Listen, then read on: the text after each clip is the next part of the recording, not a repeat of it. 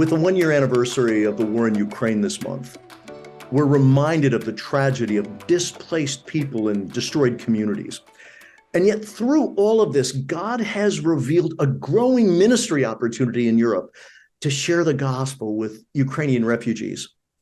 ReachGlobal has sent missionaries to Europe for decades, establishing deep roots in ministry in this region. And in 1995, James and Julie Lauderdale helped shape ReachGlobal's missionary presence and missional presence in Ukraine.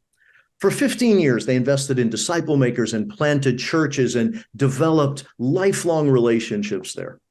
And God called them away for a time, and yet now again, they're once again serving pastors and the local church of Ukraine during the war. Well, today I'm joined by Julie Lauderdale, ReachGlobal Director of Ukraine Response and a member of the Europe Division leadership team. And we're going to explore together the significance of God's heart for the world, and in particular, his heart for Ukraine. Julie, so happy to have you with us today, and I look forward to hearing more about what's going on in the ministry there. You and your husband, James, have served with ReachGlobal now for 29 years. 15 of those were in Ukraine. Can you tell us a little bit about your experience of returning to serve people from Ukraine during this very unique season in ministry opportunity? Even being here, we're in Budapest, Hungary now, and being able to receive our friends and co-workers, partners that came out during the early days of the war. They came to us for months in Hungary, and we were able to just offer hospitality, a warm house, a cup of tea, and just hearing their stories was so life-giving to us and just to help in some way when this hit. And so even being here now, that we're not having that happen so much, but we're 3 hours from the border of Ukraine here in Hungary. So we can access in-country ministry now fairly easily because we're in Budapest. So God's hand in having us here, and it feels really sweet. You know, over the past year, as you look back, how has ReachGlobal mobilized missionaries and ministry leaders to respond to the situation surrounding the war in Ukraine? In Europe, basically, the cities around Ukraine or areas bordering where the refugees were going, we had city teams. And they began to ask our Europe division leadership, how do we respond? Do you want us just to drop everything we're doing and go hand out water bottles at the train station, or what do we do? And it was a sweet time of engaging the leadership with the city teams to say, no, God has still called you to minister to Hungarians or Romanians or Germans or wherever they were. What we want you to do is, in your current ministry and calling, to lay the Ukrainian refugee situation that's happening in your city and ask, what does the Lord want us to respond together in this, just laying it over what we're already doing in our ministry threads in our local churches. Now, as you think about the work there in Ukraine, how have you seen our ministry partners really owning the Great Commission and living that out, both in Ukraine and in the countries surrounding Ukraine that we just talked about a moment ago? Yes, I think the key is the local church, as we know in the EFCA, right? It's been a huge joy to see the Ukrainian churches coming together in unity. The denominational barriers are gone. They're serving side by side within the country and in beautiful ways.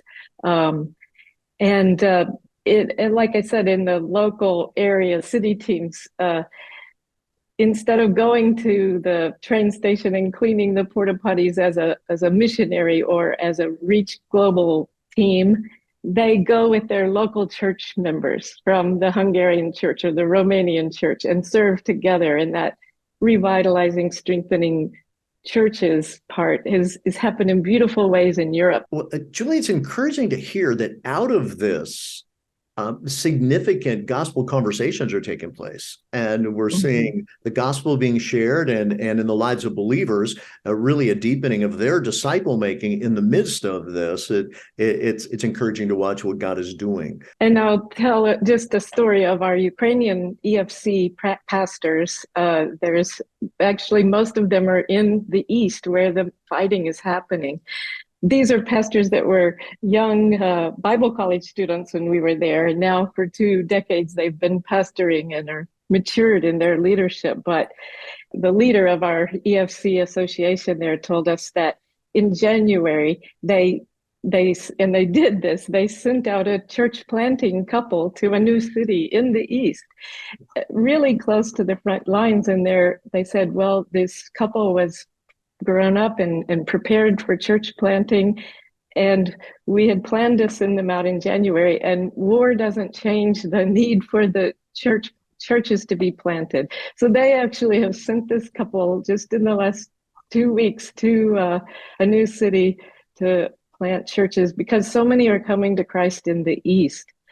One of our other free church pastors, his church was about 70 people before the war, all evacuated except 11 of his church members. But in the months since, as those 11 have stayed, plus him, it was 300 people and then 600. And last Sunday, they had 4 services with 973 all new believers.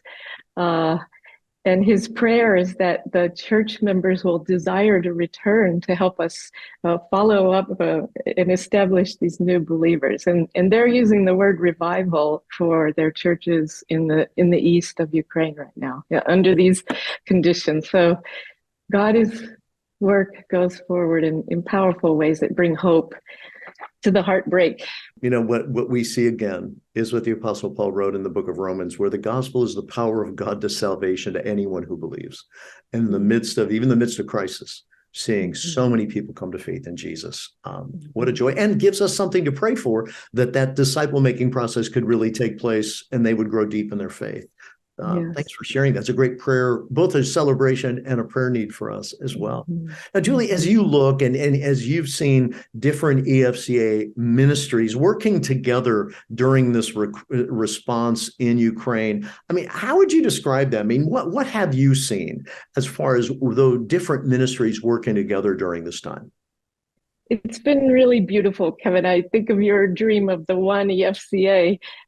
I don't know that there's a better example of it than our response to this war. Just our crisis response team, of course, coming alongside the Europe Division. We have the generosity and prayers of the free churches immediately, responding to the Ukraine Relief Fund. And in the chaos, we didn't know, but having those resources behind us now that we have some strategic threads that we're uniquely prepared for in our relationships is helping us to be nimble and quick to meet needs in this time. ReachGlobal and Trinity, we've been able to meet together and collaborate on those needs and see how we can respond. And so it's just been very encouraging to see everyone offering whatever resources they have to this response and in a beautiful way. Julie, thanks for that, because to me, it's very encouraging to watch in that point of need and opportunity to see God's people come together and sharing the resources and sharing the expertise and sharing their hearts with one another. I mean, that really is what ministry is. Now, as I'm sure there are folks that are listening to us, that are watching us share in our conversation, and they may be asking, so what are some ways that we could come alongside and support the response there? What are some of the ways that EFCA folk can come alongside and support the ministry that's happening there in Ukraine and for Ukrainian refugees? Yeah, I think, of course, the continued raising of awareness. I know I'm in Europe and it's still front page news here, but I suspect there that you're not getting as much news about the situation in Ukraine.